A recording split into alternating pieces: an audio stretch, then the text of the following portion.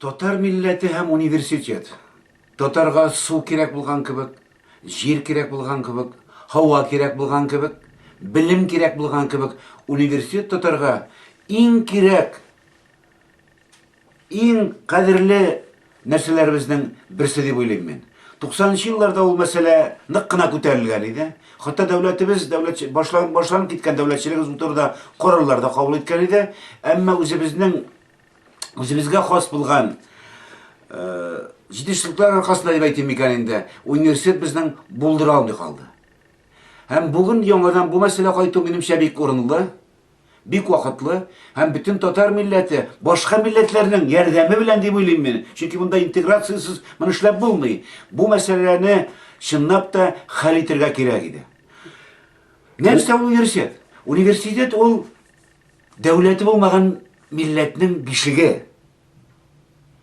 Уланың барлыгы, уланың киләчәге, тел мәсьәләсендә, дәүләтчелек мәсьәләсендә, хукук мәсьәләсендә, бурычлар мәсьәләсендә һәм бөтен барлык белемнең төрле юнәлешләре буенча татарның бердән-бер университеты аның саклану чарасы булып калалган булыр иде. Без моңа татар милләте ачык күз белән карап, барлык тырышлыгыбызны салырга тиешбез.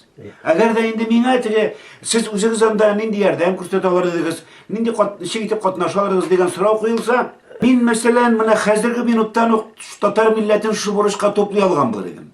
Туплау юлында үземнең хезмәтемне, өлешемне кертә алган булыр идем. Мин башка милли җәмгыятьләр белән ниндидер мөнәсәбәттә торганлыктан файдаланып, мин алар белән бергәләп үзебезнең шу бурычка барлык халыкларның энергиясын туплау юнәлешендә ниндидер эш кертә алган булыр идем. Һәм мин монда укыта алган булыр идем тел гыйлемен, әдәбият гыйлемен. Шул вакытта татар халкының башка милләтләр, башка дәүләтләр белән, әле үзебезнең Болгар чорларында, үзебезнең Казан ханлыгы чорларында алга киткән шактый дипломатия фәне, тирән нык үскән шартларны кире кайтару буенча үземнең өлешемне кертә алган булыр тагын да өстәп әйткәндә. Дөресен әйткәндә, безнең заманында милли университетыбыз да бар иде. 90-нчы еллар уртасында менә дигән гуманитар институтта бар иде. Милли кадрлар әзерли торган. Башта берсен яптылар, аннан икенчесен аңа куштылар, моңа куштылар, һәм шулай итеп, шушы милли университетыбызны яптылар. Мин анда үзем дә укытып йөргән идем, татар әдәбиятын бушка 2 ел буе. Бик кызганыч булды әлбәттә. Ә хәзер инде 20 елдан соң бу мәсьәләне күтәрү бераз сәеррәк әлбәттә. Чөнки чын мәгънәсендә милли университет ачу өчен менә бүгенге көндә милли дәүләтең булу кирәк, милли мәгариф системасын үзеңнең һәм милли мәктәпләрен булу кирәк. Алар берәм-берәм бөтенесе юкка чыгып бара бүгенге көндә. Һәм кисәк кенә теге түбәдән башлау, нигезне битергәннән соң, стеналарны җимергәннән соң, түбәдән башлау, бу әлбәттә сәер тәэсир калдыра. Әлбәттә ниндидер мөгъҗиза белән Миннеханов үзенең фәрманы белән, указы белән милли университет ачып куярга мөмкин. Әмма аның ишегендәге тактасы гына милли булуы бар. Чөнки без барыбер Россия законнары буенча яшибез хәзер, анда милли мәктәпләргә, милли мәгарифкә урын каралмаган. Ул хәтта Миннеханов ачса да, шундый милли университетны, ул шул урыс телендә, урыс рухында, урыс тарихын укыту булырга бик мөмкин. Тагын бер мөгъҗизаи хәл эшләргә мөмкин. Чит илләрдә шулай эшләрләр ие. Чит илләрдә әйтик, демократик илләрдә.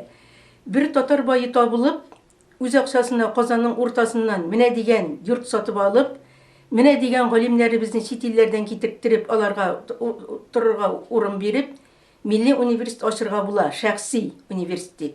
Әмма моның өчен беренчедән Россиядә демократик система булуы кирәк, ягъни мөмкинлек бирә һәр халыкка үзенең уку йортларын ачырга. Икенчедән мондый бай кирәк.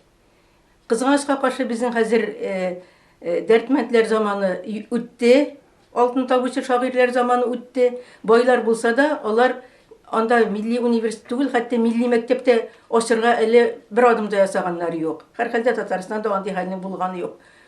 Әмма ләкин барыбер омтылырга кирәк. Халыкка бу фикерне онтырга ирек бирмәскә кирәк. Без язучылар, тарихчылар, милли сәясәтчеләр безнең эшебез нәрсә?